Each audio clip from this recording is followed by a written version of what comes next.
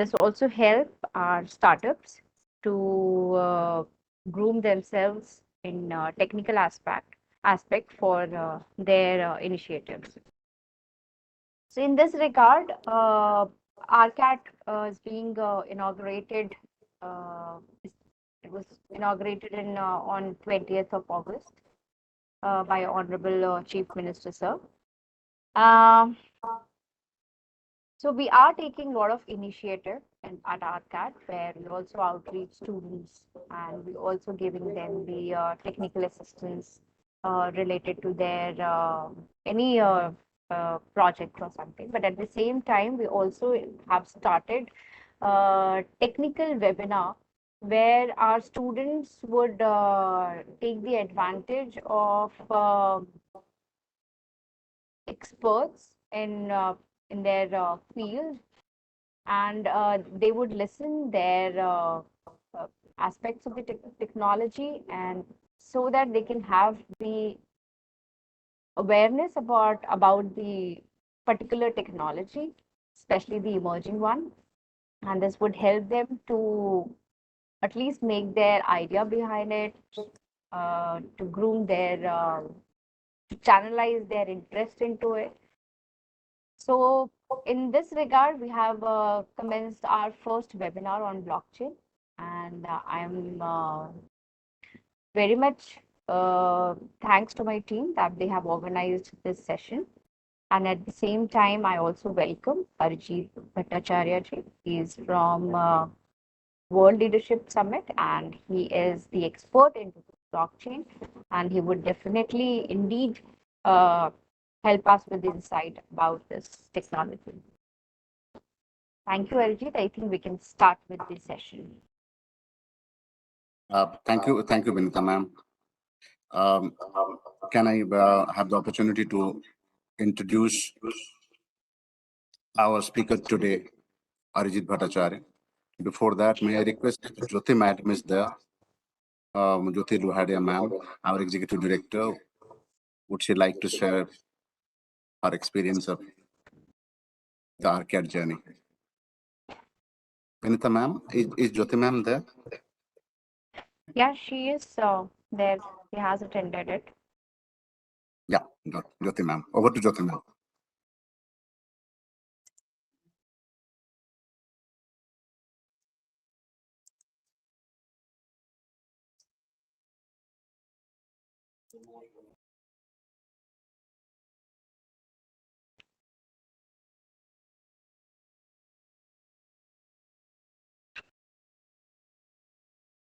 Jyoti ma'am, are we audible to you?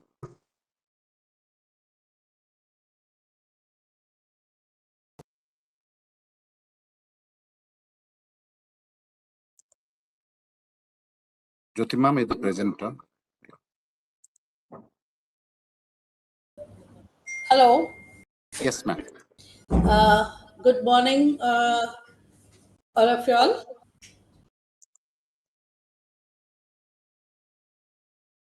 Yes, ma'am, we can hear you. I think Vinita has briefed about our initiation of the webinar series, and I would like to thank our first specialist for sparing the time and joining and associating with us. So let's move forward. Yes, ma'am. Thank you.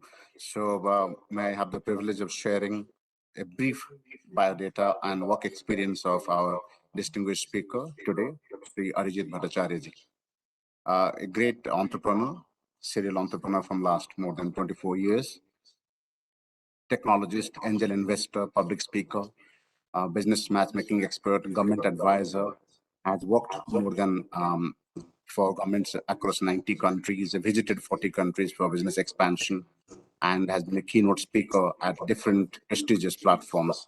He has been a jury for Startup India Award and also has been a panelist with Industry 4.0 Government of India panel.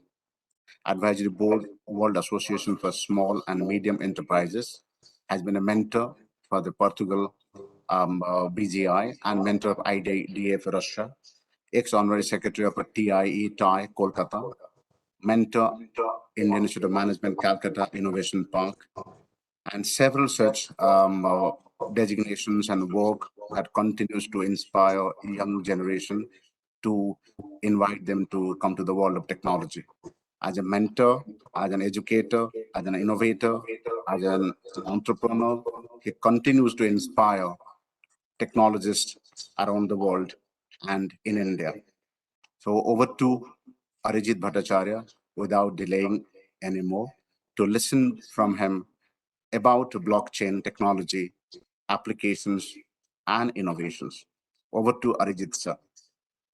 Thank you so much. Thank you so much for the beautiful introduction of mine. I'll be more than happy to share. Before that, I would like to give thanks to Vinita ji, Jyoti ma'am, Kamala ji, and of course Shubhayu and entire government of Rajasthan to take this initiative to start something for the latest generation technology for the youth. And when we are talking about the latest generation technology, in today's world, to be very honest, we have been hearing lot many different kind of terms like virtual reality, augmented reality, extended reality, metaverse as a concept. And definitely that is the future that is coming up.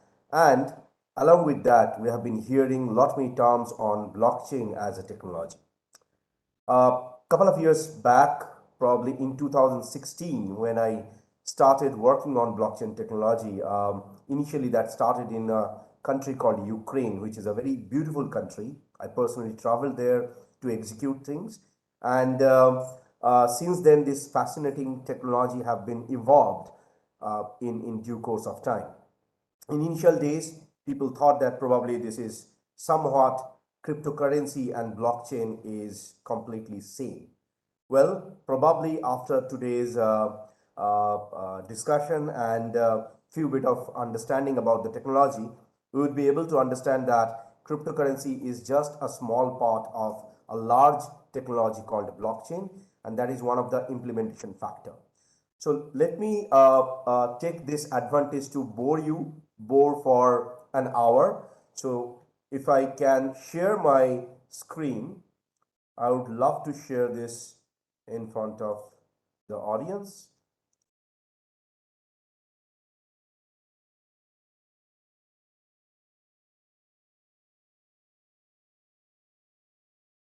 I hope my screen is visible to almost everyone. Yes, it's visible. Super. So when I said bore, English is an amazing language. I love to play with the words. So bore in my dictionary meaning beginning of re-engineered entrepreneurship. So I hope that after today's discussion, we will have a lot many youth who will be coming with their happy faces saying that we'll probably start our career or we'll probably start our own startup.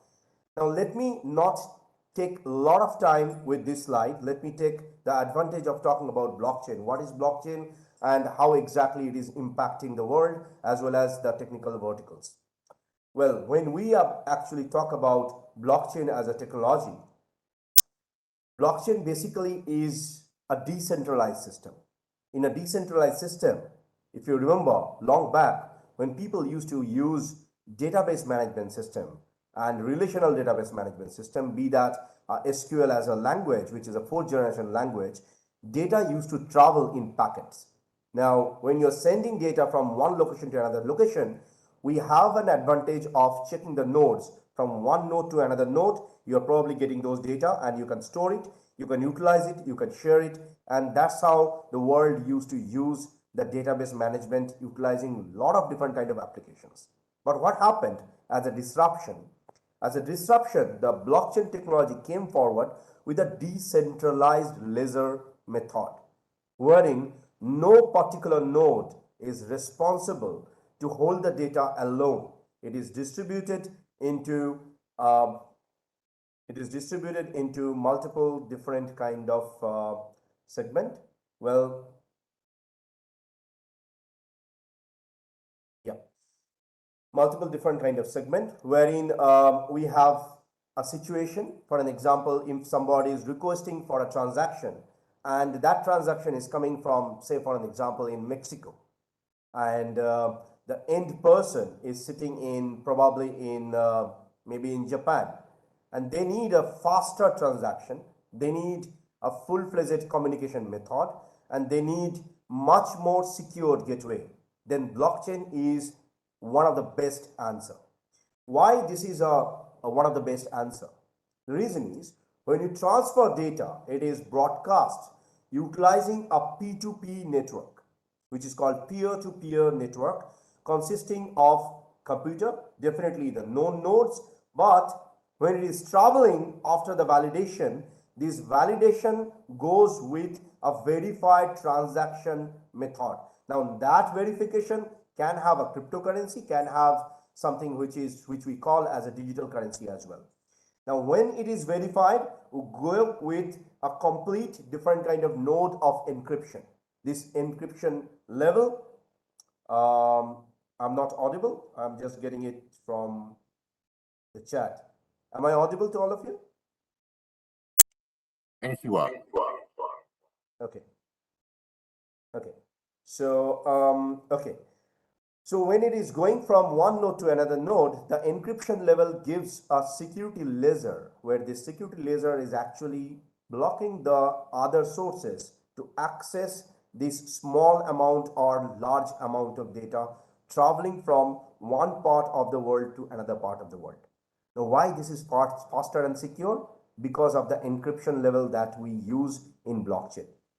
Let me make this pretty easy for all the students. I believe that probably 90% of the audience are students. So I felt that maybe I will give a little bit of career tips as well. So when we are talking about blockchain traveling from one part to another part, which I was sharing, this involves lot many different technology. It cannot be defined just like that. Okay, fine, this is just a distributed and undistributed data which is going on from one part of the world to another part of the world. No, it involves lot many cryptography, which involves different kind of language and protocols. So there are different security protocol. It depends what kind of data you are creating and how you want to travel that data from one part to another part of the node.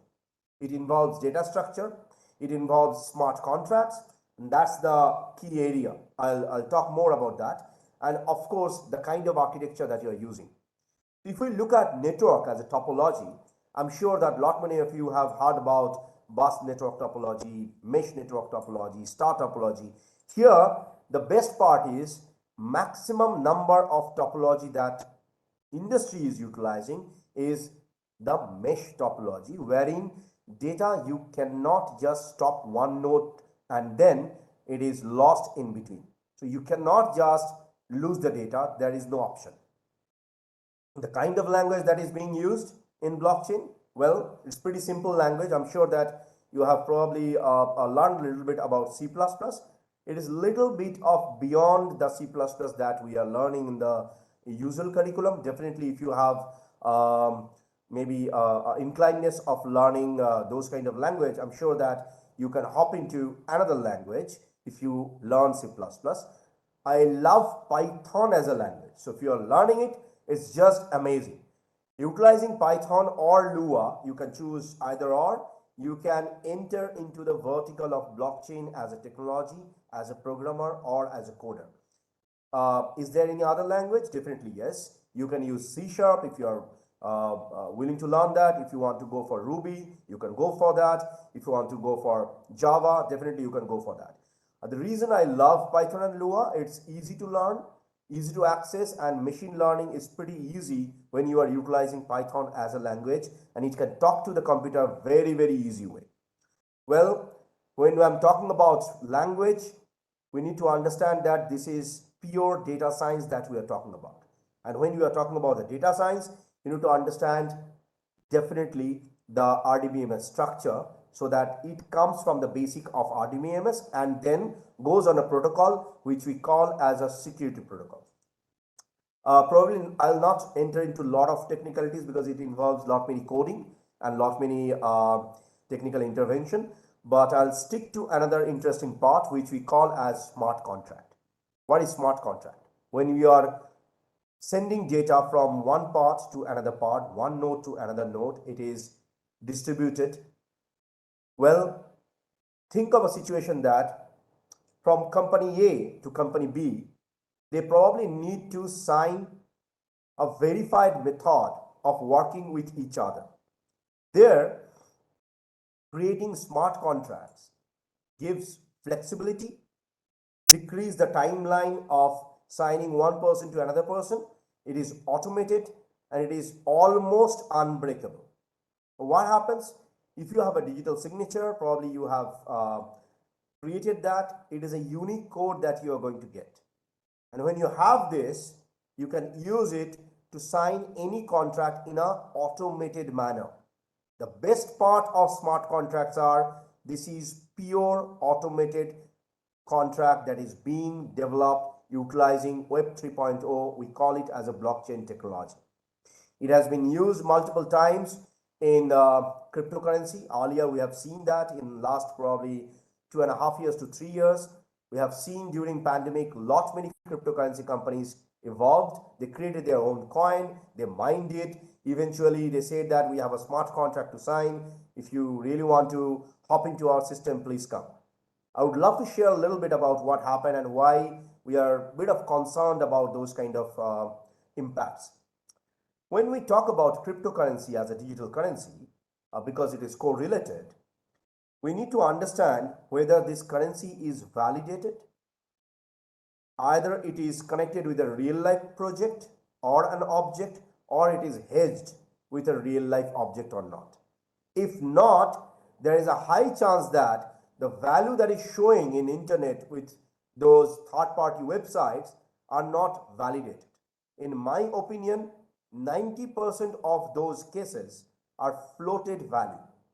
Example, how can you define one coin's value from traveling from one day to another day and the price hiked like probably 50% or 60%? There is a demand and there is a supply. That's the usual saying in economics. But when you look at cryptocurrency as a material, you need to understand, utilizing that currency, can you buy a real life object? If yes, then these guys have hedged it with some kind of partnership, and there this smart contract played amazing vital role. Many companies in Middle East, I don't want to name them, they have utilized smart contracts to sign with these kind of new coins which came in the picture, and they signed a deal that probably they can buy real estate or probably book the initial 10% or 50% of their own real estate properties if you hold the cryptocurrency. Those kind of segment created the disruption in the world, and that's why probably today we are talking more about how we can do the faster transaction. And blockchain is all about security, faster transaction, and authenticity. Now, in this aspect, can we understand that? Can we have a little bit of understanding about the blockchain database? Yes, there are two popular blockchain database which is there. These are validated. Number one, if you are using Bitcoin, Bitcoin is example of one of the biggest cryptocurrency. They actually started this. And along with that, we have Ethereum network, which is becoming more popular because of NFT. I'll talk about that. I'll touch upon many things which I can in this short period of time. So UTXOs is basically the database which you can use in Bitcoin network. And if you are talking about Ethereum network, there are other database types, but this is the same similar database you can use and utilize if you're transacting utilizing Ethereum. Now, I took a small word called NFT. What is NFT? This is basically called non-fungible token. A non-fungible token utilizing those kind of artworks or music or videos in your near future, you will be getting a lot of flexibility. Facebook already declared that.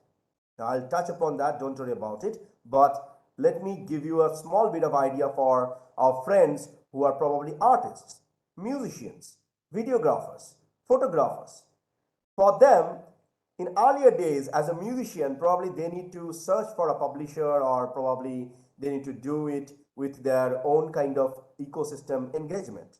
But here, if you have a unique music, maybe a song, maybe a usual sound, you can put that in OpenSea or probably a third-party authorized platform through which you can sell your music, or it can be a photograph, it can be an art, it can be a simple pencil sketch which you can put as an enlistment, right? And on those kind of segment, these artworks can be defined with a proper segmentation. A person can buy those digital artworks utilizing these NFT. There, you don't need to wait for punching your card or probably going money from your bank account. The artists need to wait for probably a 3 working day or maybe 2 working days so that they can send the entire artwork. No, here everything is happening in a faster manner. You put that artwork into that digital format, and once someone is buying it, it is their property within a couple of milliseconds. That's how the NFT market is moving. And when we are talking about NFT markets, when we are talking about artists, let me talk a little bit about the industry applications and how blockchain is impacting all these industries. I would love to take example of oil and gas. I'll give a real life example as well, how a startup raised fund. That the deal was actually done by me. But in oil and gas, imagine a situation. I'll give you a real life situation. Say you're driving your car and you enter into a gas station. You want to probably fill it up, maybe half tank, and in that gas station you have a cafe. Probably you want to have some cup of coffee, or maybe you want to read some books. That's how the Western world usually work. Because of the distance, they usually have those kind of situation in any petrol pump or gas station. They call it as a gas station. So I'll keep that as a word itself. And as a consumer, you have a tendency. Each time when you travel, you go for either full tank, you read some book, you eat probably some pizza, some donuts with maybe a cup of cappuccino or maybe a Irish coffee, and you drive away. When you implement the entire structure into a segment of blockchain with an AI generated camera and an authorization mechanism of your consumers, the gas station can create an ecosystem of these consumers, wherein each and every consumer database and their taste and preference is there in a secured system. So next time when you come, the automated system already knows how much gas you need, what kind of food you usually choose. So that automated system will then ask you for your preference, and with your acknowledgement by saying only yes as a voice recognition, or probably by just nodding your head, the gas will be filled in your car and the order is already placed when you are coming nearby. So there is a high tendency that your car and you is being understandable to that particular smart system. So when you are nearby, depending on your live location, the pump already knows that you are coming. So it is already preparing your dish, your preferred book, and going to give you a customized experience. So these kind of situation we are going to see in near future very, very fast. I can touch upon a lot many industries, but I'll stick to probably 5 or 6 because of time. Movies and OTT. I'm sure that a lot many of us are watching movies. We are watching probably the web version of some kind of entertainment elements. It can be a dance show. It can be probably a sports. It can be anything. It can be any movie format. When you use OTT, which is being telecast from a centralized server, when you convert that into blockchain, it becomes more secure, more transparent to any user. And fake people implementation of audience will go away drastically. So if you are an authorized person who is taking a subscription into that particular platform, you're already verified. One single node verification already method you as you. So your personalization will be your personalization into that particular format, right? So this is one of the best example where in OTT you can implement yourself, integrate yourself as another personalization method. In these kind of personalization, we always have a flexible method of not getting lot many deepfakes as well. I'll talk about that later on probably. In banks, when you're doing transaction, it gives you amazing flexibility and speed and security because of the encryption level of blockchain as a technology. When we talk about real estate, when we talk about probably payment gateways, we talk about definitely the medical system or education. I would love to give one example of education. If you have a university and you're declaring the results, if it is there in blockchain, each and every student will get a unique ID. So for the rest of the probably his lifetime, he can snatch that data, he can get that data, he can print out his own certificate, and there is no question of data loss. Because of the decentralized method, there is no question of fake certification issues as well. That's one of the best use cases inside universities when you create certifications utilizing blockchain. So there is another interesting fact, of course, if we talk about metaverse and how it is connected with blockchain. There are a lot of talks about metaverse. It's not yet started. So when we talk about metaverse, metaverse is basically a combination of virtual reality, extended reality, augmented reality, artificial intelligence is basically living a second life as a digital life into the digital world. Is it a complete new concept? Honestly, no. It actually started long back when I personally used to use Second Life as a technology. So Second Life was too early for the market, wherein you actually can live a life of a person into that digital virtual world. Now, what Metaverse is doing, they are integrating blockchain technology in the backend so that when you try to buy any object inside Metaverse, you can use cryptocurrency as a mechanism of payment. Probably lot many of influencers nowadays are watching that. Facebook is asking for giving support utilizing their videos using those kind of digital currency, and that is going to impact the metaverse in a big way. So when you have those kind of secured transcripted gateway, lot many of these fake accounts from Facebook will automatically go off.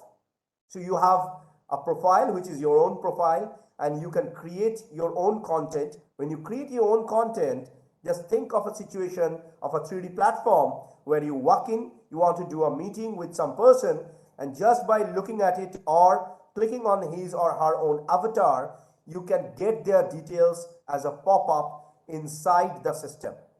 I hope that I'm making sense. For an example, if I'm walking inside that 3D room, I want to meet probably Kamalji. If I click on his profile, his data, which is there from the government database or probably the centralized database, will pop up automatically. What he do, what is his designation, and if I want to do a business collaboration with them, can I have a discussion with them or not? That's one of the best flexible way. Before you meet someone, you can know someone's basic details. Now, is it a question of sharing a lot of data? Are we sharing lot many personal data into these 3D platforms? Well, yes, that's a big question. The big threat is practically when you share data and how you share data. It's on us. When I'm talking about that 3D avatar, well, we need to understand the kind of information that we are sharing from our government ID. We need to understand what kind of input we have given in the past. Depending on that, the data is being fetched. So there is no AI who is fetching your data. It is you who put your social segments for last couple of years. So depending on your choices, your taste and preferences, the kind of post that you do, kind of tagging that you do, it is taking out those data and showing it as a pop-up. So definitely we need to understand in social media how much data we should share. Number one. Number two, there must be a rule. A lot many of governments are actually working on it. There must be a rule of sharing personal data of a person and how much data these systems can store. For an example, we have seen lot many cases in India specifically that somebody updated, I am enjoying a cup of coffee or maybe a cup of tea in Darjeeling. So the thief understood that there is no one in the room, there is no one at home, and they just can go there and do their own needful stuff. So before we update those things, we personally need to understand how much we should share. Okay. Now I guess this is the time for me to share 3 different use cases of blockchain, and that is practically how they have raised funds. First example I would love to take of an Asian sports company who was a startup. They started sports management, in fact, the players management system as a system. So when I had a talk with the founder, the startup founder, he said that, sir, we have created this kind of system. It can track, it can actually detect, it can understand, it can utilize a person's flexibility, what kind of food that they are taking, what kind of nutrition that they are lacking. It's a fully automated system. But the system was not there in the blockchain. So what was the solution?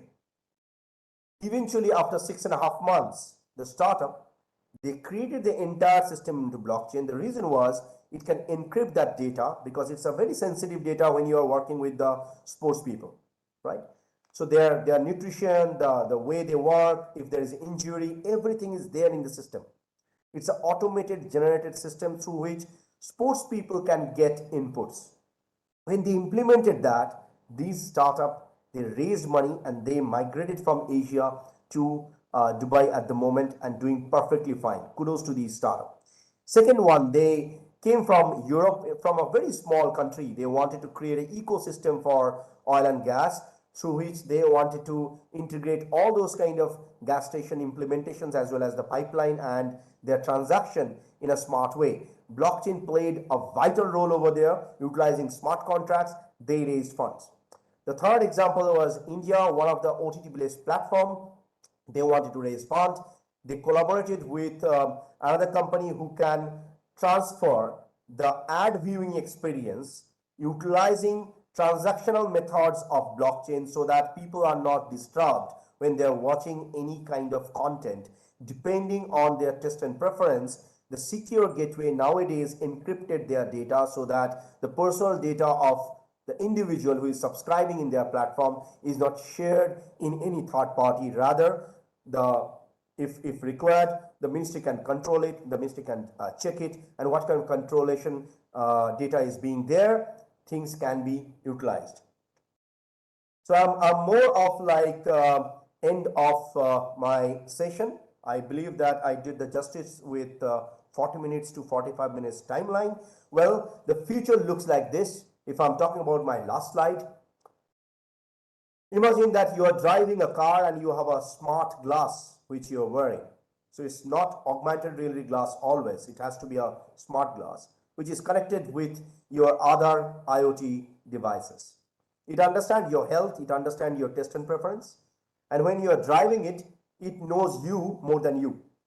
Example, when you are hungry or when you really want to have some water, if there is any kind of blood pressure disturbance that is happening in your body, depending on all those kind of factors, this smart glass will order food for you, can give you suggestions, can ask you to slow down the car, can ask you to relax for some time, this is the exact future we are going towards if we implement the high-end deep tech technologies in our daily life, so that we can have a healthier, happier life altogether. Um, so probably I'll skip a little bit. These are a few of the startups that I have created in my lifetime, in few bit of part of the world. And end of the day, this is my coordinates. If you really want to stay in touch, we'll be more than happy to suggest more input if required. Thank you so much for having me, and it's been a pleasure to come here. Kamlaji, up to you. Thank you. Thank you, Arjit sir, for that basic information about blockchain. Also talking about how this can be the game changer in all technologies, including the metaverse. So there are some questions that have come in chat. I'll just read them out. And there are some other questions which have come to on WhatsApp. Babun Mulchandani is asking, national security for blockchain, is it a security threat, bad or good for national security? Question number one. And question number two, why blockchain is harder to scale? So maybe I will read few questions so that you can club them into and answer them together. Sure. Some questions are there like what role blockchain can play in climate change, resilience, sustainable development goals that United Nations have identified, and that is question number three. And question number four, blockchain seems very complex. Uh, how this can be popular in schools so that schools and college students can utilize them, and if what kind of startups that you have already mentored in blockchain, and if the technology seems complex, is this popular technology and easy to scale? Same question, yeah. So these are few questions as of now. We may take a second round as well. Okay, so I will take one by one. First question was why blockchain is harder to scale. Well, to be very honest, blockchain is not harder to scale. It depends on the policies, it depends on the structure that you are working with. I haven't seen any blockchain technology solution, at least till date, I have personally worked with since 2016 onwards till date, that it is harder to scale, to be very honest. But yes, when we talk about migration from one technology to another technology, it takes time. That's the only time that is taking if you are migrating from a traditional system to a blockchain technology. Nothing is impossible, at least for Indians, and we are ruling the world. So, of course, this is just a mere simple 3 months to 4 months hard work, which probably we need to understand, and we can definitely scale it up. It's not a problem. Okay. Let me, yes. Blockchain in cryptocurrency created problem for national security. Is it good or bad? Well, I'm not sure about whether it is actually good or bad, but I can only comment on one thing. If multiple number of cryptocurrency, crypto miners, which is coming up in the market, and you cannot control it, you cannot track it, you cannot understand who these people are, and common people are investing money into those new coins in the market, and one fine morning you see that they don't exist. So definitely it's a threat for any government, because government always wants their people to be safe and secure. I would love to give one example. I'll not take name of these platforms. I can't. Imagine that there is a popped up coin which started huge number of marketing, maybe in a particular country or multiple different countries. They have amazing speakers, they have amazing people, maybe some celebrities talking about their own coin. People have a tendency, okay, some celebrity is talking, so probably I can invest. Like I can definitely buy some new coins. But they never understand how these coins are validated and is it connected with any real product. As I was saying in my speech, that was a small key that I gave to all the people who really want to enter into cryptocurrency world. Before you invest, always understand whether this new coin is connected with any real life product or not. Can you buy that utilizing those cryptocurrencies? Is it hedged with any other product? Is it hedged with gold? Is it hedged with diamonds? Is it hedged with real estate products or something else? That can be food, can be some solar equipment. Then all of a sudden, vanish cannot happen. So from government perspective, it is always welcome. They should cross verify who is there in the market, which is a uncontrolled money, right? And at the same time, when you look at our traditional system, if you want to accept money in your bank from some other country, it takes minimum 2 working days, right? And there is a price difference of American dollars to Indian currency. So when you convert that, bank takes a charge. Definitely there is a delay of payment. Sometimes they ask that from where you are getting these payments, so they put it as a hold. So maybe sometimes you lose some money. So from that transactional point of view, these kind of digital money transaction comes as a boon if it is controlled. So that's my small 2 cents I want to share with you. Right. Thank you. Okay. With that question, government regulation, there is question coming how blockchain would be useful for good governance and making government public service delivery efficient. And will that challenge also in a way?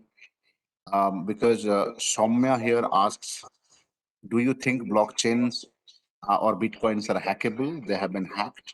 So though it is called very secure platform, government is always interested in having secure platforms and so that technology can be put into good use of public service. So that is one question which is connected to government, blockchain use, good governance, public service delivery, and non-hackability. Apart from that, the another question is from Krishna Kumar, same question.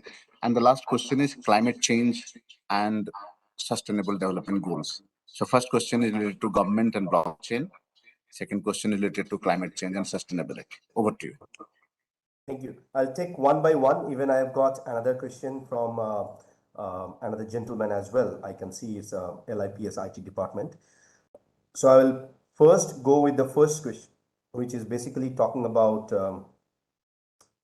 okay, think of it like this.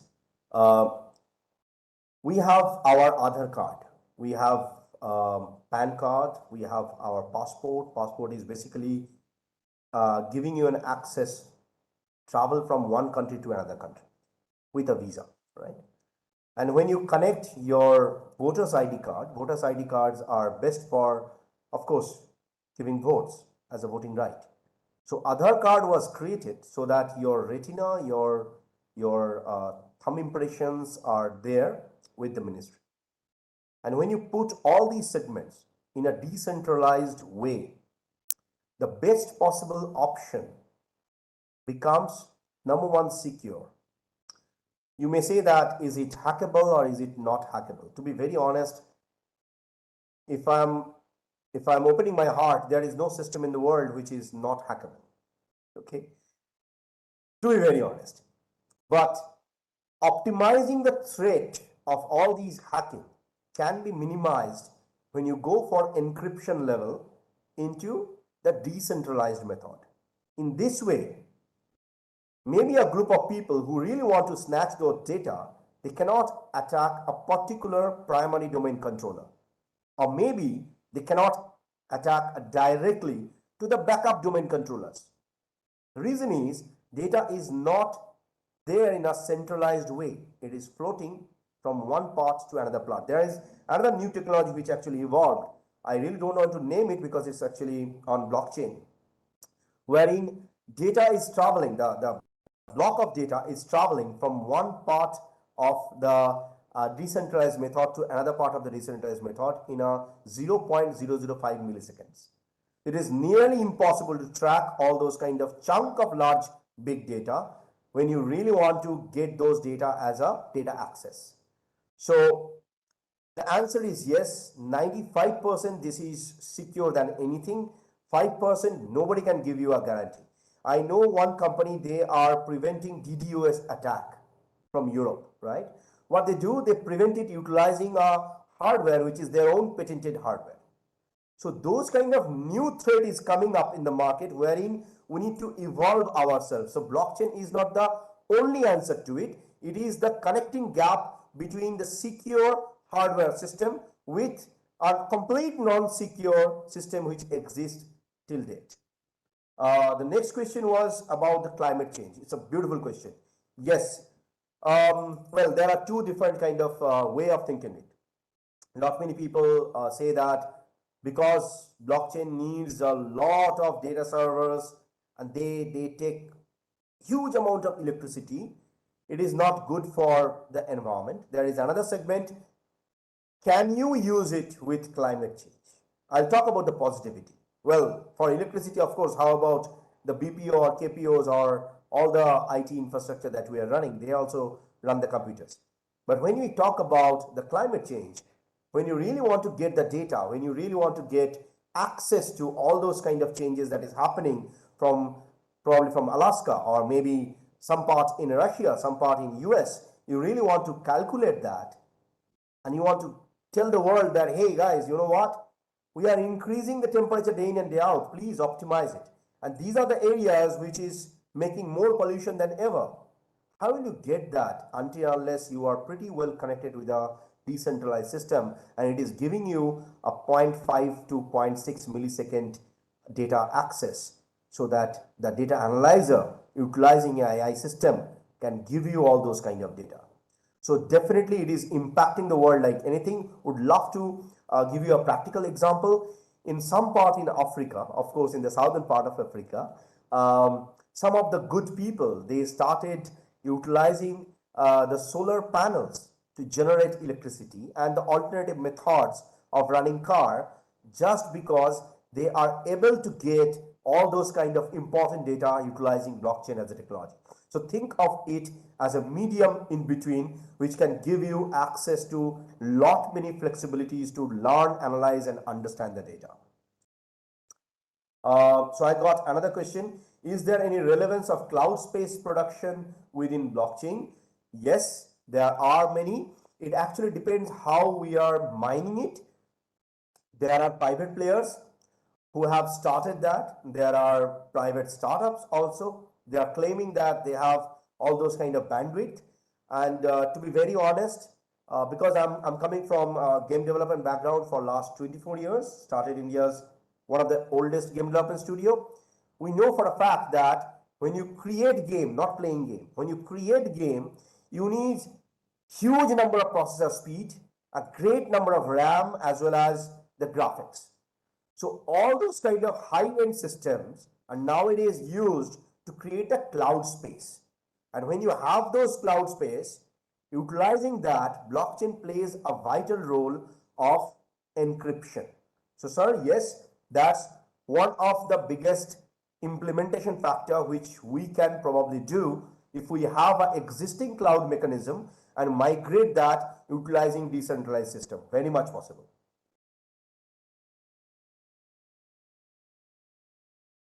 Right. Thank you so much. Have you got any more questions to your own inbox? I think the same. Yeah. Okay, so Babanji is probably writing the same thing. Okay, so Is he's asking. crypto a big threat for nation, for terrorist and criminal use as it is not traceable? And are there alternatives to be used? For example, in the Web3, are there available alternatives? Yes, there are. There are lot many technologies which is evolving, Babanji. There are lot many, you can say, impactful segments which is coming up. I'm not sure how much you follow or you attend conferences or seminars or probably very closed door hackathons. So we do it as an ecosystem. In those hackathons, we try to get all those kind of solutions. Definitely, if it is okay, because of the time, I'll not take a lot of the time of government officials as well. But if you wish, I already shared my coordinates in social media. You can follow me. Feel free to do that. I keep sharing all those kind of knowledgeable sessions as well as information. We have input generation mechanism. You can always learn it from there, as well as I'm available. I'll be more than happy if required. If the officials, Vinita ji or Kamala ji, ask me, I'll be more than happy to come to take all these kind of sessions in a complete different way altogether, because today's session was more about giving a structured idea what is happening and the basics. There are a lot of things I can teach you coding. I can teach you the entire mechanism of creating database, which is not possible in 1 hour. I'm so sorry about this. Well, but I'll love to take that maybe in next session if that is arranged. Okay, so yes, Somaji, yes, there are security issues. The question was, what is BitHump security issues? Well, it actually depends where your servers are and how you started the decentralized mechanism. Because it's an open podium, I will not go very deep into this, but the issue actually happened when they started the mining mechanism. There lies the main issue, and that's the reason there were some security issues. Last but not the least, in last 3 years, I'm sure a lot of you have followed the crypto world.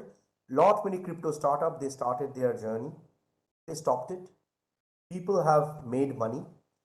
That's the biggest question mark to the world, that all these kind of scams that happened, people lost money, right?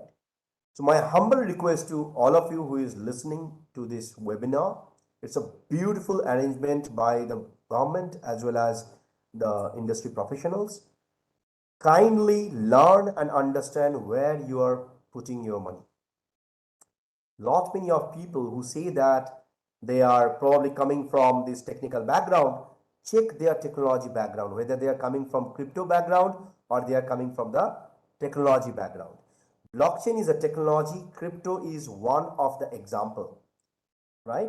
So I give multiple different examples of blockchain implementation. Crypto is not the only way where you can invest.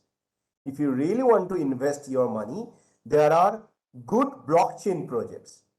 Think about them, which is sustainable and can give you a good return. I'll be happy to probably share some in my social media if you want to track that.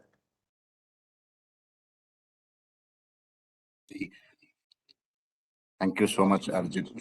So keeping the time in mind and your interest and offer to engage with our audience and our partners and officials, we will take it forward, and also maybe a little more engaging one-to-one webinar or seminar later on as we proceed. Thank you so much. Bringing World Leaders Summit to partner with Rajiv Gandhi Center for Advanced Technology. As you can see now, up to August 20th of launching of the institution, we have several partners, world leaders, offering cutting edge courses, which has been offered by Government of Rajasthan to young engineering and technology and computer science pursuing students. So this webinar is kind of a foundational knowledge sharing webinar, and we hope lot of this will continue to happen in our ongoing series. I would request Vinita ma'am to offer official vote of thanks if she has something to add as a message.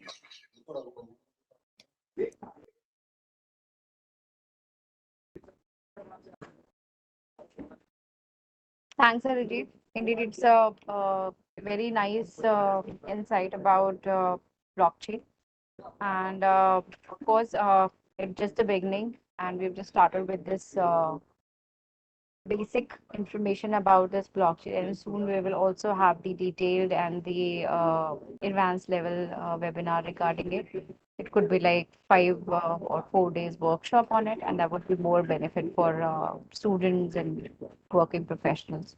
I also want to thank ma'am who has give Jyoti ma'am for giving her direction about this webinar. I thanks my team who has actually did a good job to conduct this webinar in this short notice, along with their campaigning on social media and everywhere. And I also thanks all the attendees who attended this session. I'm hoping that this session would be beneficial for all of us, and this would definitely give us nice informative knowledge, which would help us further in our career. Thanks everybody. Thanks KK. Thanks Anujuji. Thank you. Thank you, everyone. Thank you goes to Shubhai Basu, Soumya, Himanshu, Arvind, Anuj, and the PMO team at ARCAT, taking it forward the vision of Jyoti ma'am and Vinita ma'am, who are taking vision of Chief Minister Sri Ashok Gehlot ji, making a technological revolution in Rajasthan. All of you are requested to follow ARCAT on social media and visit our website for regular updates. Stay tuned for our next webinar. Thank you. Pleasure.